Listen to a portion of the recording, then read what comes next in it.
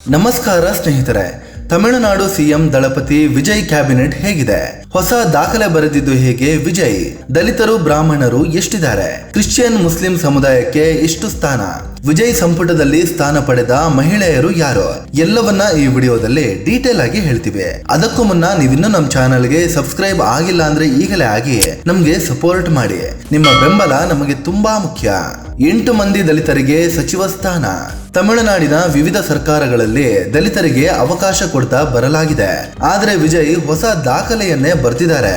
ಇತಿಹಾಸದಲ್ಲೇ ಮೊದಲ ಬಾರಿಗೆ ಸಂಪುಟದಲ್ಲಿ 8 ಮಂದಿಗೆ ಸಚಿವ ಸ್ಥಾನ ಕೊಟ್ಟಿದ್ದಾರೆ. ಅದು ಕೂಡ ಪ್ರಮುಖ ಖಾತೆಗಳನ್ನೇ ಕೊಟ್ಟು ಬದಲಾವಣೆಗೆ ನಾಂದಿ ಹಾಡಿದ್ದಾರೆ. ಪ್ರಾಥಮಿಕ ಪ್ರೌಢ ಶಿಕ್ಷಣ, ಸಹಕಾರ, ಸೂಕ್ಷ್ಮ ಸಣ್ಣ ಮತ್ತು ಮಧ್ಯಮ ಕೈಗಾರಿಕೆ, ಉನ್ನತ ಶಿಕ್ಷಣ, ಪಶುಸಂಗೋಪನೆ ಸೇರಿದಂತೆ ಹಲವು ಮೇನ್ ಖಾತೆಗಳನ್ನ ಕೊಟ್ಟಿದ್ದಾರೆ. ದಲಿತ ಸಚಿವರ ಪೈಕಿ doctor Arun Raj Indian revenue ಸರ್ವಿಸ್ಗೆ ರಾಜೀನಾಮೆ ಕೊಟ್ಟು ರಾಜಕೀಯಕ್ಕೆ ಬಂದವರು ಅನ್ನೋದು ವಿಶೇಷ. 4 ದಶಕಗಳ ಬಳಿಕ ಬ್ರಾಹ್ಮಣರಿಗೂ ಸ್ಥಾನ. ತಮಿಳುನಾಡಿನಲ್ಲಿ ಡಿಎಂಕೆ ಮತ್ತು ಎಡಿಎಂಕೆ 2 ದ್ರಾವಿಡ ತತ್ವಗಳನ್ನ ಅಳವಡಿಸಿಕೊಂಡಿವೆ. ಇವುಗಳು ಬ್ರಾಹ್ಮಣ ವಿರೋಧಿ ನೀತಿಯನ್ನ ಹೊಂದಿವೆ. ಆದರೆ ಈ ಹಿಂದೆ ಎಂಜಿ ರಾಮಚಂದ್ರನ್ ಸಿಎಂ ಆಗಿದ್ದಾಗ ತಮ್ಮ ಸಂಪುಟದಲ್ಲಿ ಬ್ರಾಹ್ಮಣರಿಗೆ ಸ್ಥಾನ ಕೊಟ್ಟಿದ್ರು. ಆದರೆ ನಂತರದಲ್ಲಿ ಸುಮಾರು 40 ವರ್ಷ ತಮಿಳುನಾಡು ಸಂಪುಟದಲ್ಲಿ ಬ್ರಾಹ್ಮಣರಿಗೆ ಅವಕಾಶವೇ ಸಿಕ್ಕಿರ್ಲಿಲ್ಲ. ಜಯಲಲಿತಾ ಖುದ್ದು ಬ್ರಾಹ್ಮಣರಾದ್ರೂ ತಮ್ಮ ಸಂಪುಟದಲ್ಲಿ ಒಬ್ಬರೂ ಬ್ರಾಹ್ಮಣರಿಗೆ ಅವಕಾಶ ಕೊಟ್ಟಿರ್ಲಿಲ್ಲ. ಆದರೆ ವಿಜಯ್ ತಮ್ಮ ಸಂಪುಟದಲ್ಲಿ ಬ್ರಾಹ್ಮಣ ಸಮುದಾಯದ 2 ಅವಕಾಶ ಕೊಟ್ಟು ದ್ರಾವಿಡ ಸಂಪ್ರದಾಯಕ್ಕೆ ಅಂತ್ಯ ಹಾಡಿದ್ದಾರೆ. ಎಷ್ಟರ ಮಟ್ಟಿಗೆ ಅಂದ್ರೆ ಡಿಎಂಕೆ ಮತ್ತು ಎಡಿಎಂಕೆ ಈ ಸಲ ಒಬ್ಬ ಬ್ರಾಹ್ಮಣ ಅಭ್ಯರ್ಥಿಗೆ ಟಿಕೆಟ್ ಕೊಟ್ಟಿರ್ಲಿಲ್ಲ. ಸಂಪುಟದಲ್ಲಿ 4 ಮಹಿಳೆಯರು. ತಮಿಳುನಾಡಿನ ರಾಜಕೀಯ ಇತಿಹಾಸದಲ್ಲಿ ಇದೇ ಮೊದಲ ಬಾರಿಗೆ ಸಚಿವ ಸಂಪುಟದಲ್ಲಿ 4 ಮಹಿಳೆಯರು ಸ್ಥಾನ ಪಡ್ಕೊಂಡಿದ್ದಾರೆ. ಈ ಹಿಂದೆ ಜಯಲಲಿತಾ ಸಿಎಂ ಆಗಿದ್ದಾಗ 3 ಮಹಿಳೆಯರಿಗೆ ಸಂಪುಟದಲ್ಲಿ ಜಾಗ ಕೊಟ್ಟಿದ್ರು. ಇದೇ ಈವರೆಗಿನ ದಾಖಲೆ ಆಗಿತ್ತು.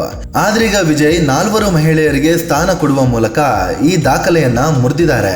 ರಾಜ್ಯದಲ್ಲಿ ಈಗ 29 ವರ್ಷದ ಕೀರ್ತನ ಅತ್ಯಂತ ಕಿರಿಯ ವಯಸ್ಸಿನ ಶಾಸಕಿಯಾಗಿದ್ದು ಈಕೆಗೆ ಕೈಗಾರಿಕೆ ಇಲಾಖೆಯ ಜವಾಬ್ದಾರಿ ಕೊಡಲಾಗಿದೆ. ಇವರು ಶಿವಕಾಶಿ ಕ್ಷೇತ್ರದಲ್ಲಿ ಗೆದ್ದು ಶಾಸಕಿ ಆಗಿದ್ರು.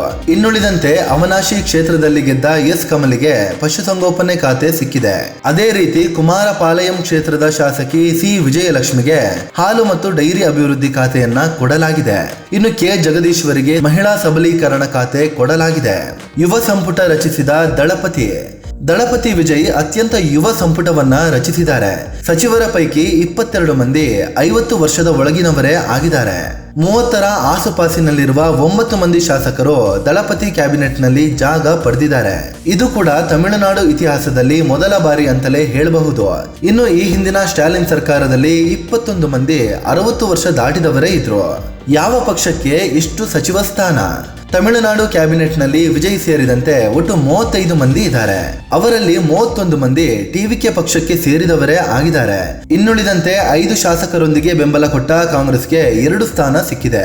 ಐಯುಎಂಎಲ್ ಅಂದ್ರೆ ಇಂಡಿಯನ್ ಯೂನಿಯನ್ ಮುಸ್ಲಿಂ ಲೀಗ್ ಮತ್ತು ವಿಸಿಕೆ ಅಂದ್ರೆ ವಿದುತಲೈ ಚಿರುತೈಗಲ್ ಕರ್ಚಿಗೆ ತಲಾ 1 ಸ್ಥಾನ ಸಿಕ್ಕಿದೆ. 60 ವರ್ಷಗಳ ಬಳಿಕ ಕಾಂಗ್ರೆಸ್ಗೂ ಮಂತ್ರಿಗಿರಿ. ಕಾಂಗ್ರೆಸ್ ಸುಮಾರು 60 ವರ್ಷಗಳ ಬಳಿಕ ತಮಿಳುನಾಡು ಸಂಪುಟದಲ್ಲಿ ಸಚಿವ ಸ್ಥಾನವನ್ನ ಪಡ್ಕೊಂಡಿದೆ.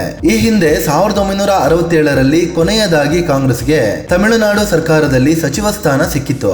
ಅದಾದ್ಮೇಲೆ ಬಂದ ಯಾವುದೇ ಸರ್ಕಾರದಲ್ಲಿ ಕಾಂಗ್ರೆಸ್ನ ಒಬ್ಬ ಸಚಿವ ಇರಲಿಲ್ಲ. ಈ ಸಲ 5 ಸ್ಥಾನಗಳನ್ನ ಗೆದ್ದ ಕಾಂಗ್ರೆಸ್ ಜೋಸೆಫ್ ವಿಜಯ್ರ ಟಿವಿಕೆಗೆ ಬೆಂಬಲ ಕೊಟ್ಟಿತ್ತು. ಹೀಗಾಗಿ ಜೋಸೆಫ್ ವಿಜಯ್ ಕ್ಯಾಬಿನೆಟ್ ನಲ್ಲಿ ಕಾಂಗ್ರೆಸ್ಗೆ 2 ಸ್ಥಾನಗಳು ಸಿಕ್ಕಿವೆ.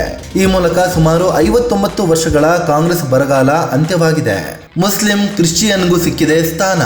ವಿಜಯ್ ಖುದ್ದು ಕ್ರಿಶ್ಚಿಯನ್ ಆಗಿದ್ರೆ ಅವರನ್ನ ಬಿಟ್ಟು ಮತ್ತೊಬ್ಬರಿಗೆ ಕ್ಯಾಬಿನೆಟ್ ನಲ್ಲಿ ಸ್ಥಾನ ಸಿಕ್ಕಿದೆ. ರಾಧಾಕೃಷ್ಣನ್ ನಗರದಲ್ಲಿ ಸ್ಪರ್ಧಿಸಿ ಗೆದ್ದಿರುವ ಮರೆ ವಿಲ್ಸನ್ಗೆ ಹಣಕಾಸು ಖಾತೆ ಒಲಿದು ಬಂದಿದೆ. ಇನ್ನು ದಳಪತಿ ಸಂಪುಟದಲ್ಲಿ ಮುಸ್ಲಿಂಗೂ ಪ್ರಾತಿನಿಧ್ಯ ಸಿಕ್ಕಿದೆ.